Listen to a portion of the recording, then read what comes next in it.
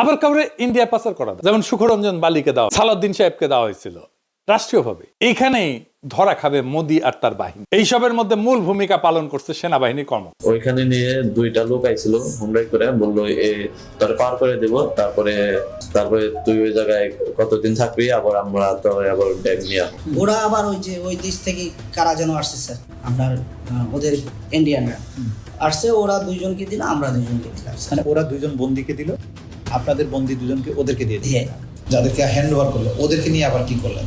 ওদেরকে নিয়ে স্যার রাস্তায় দুজনকে স্যার ক্রস ফায়ার দিয়ে ফেলাই দিয়ে আসছে।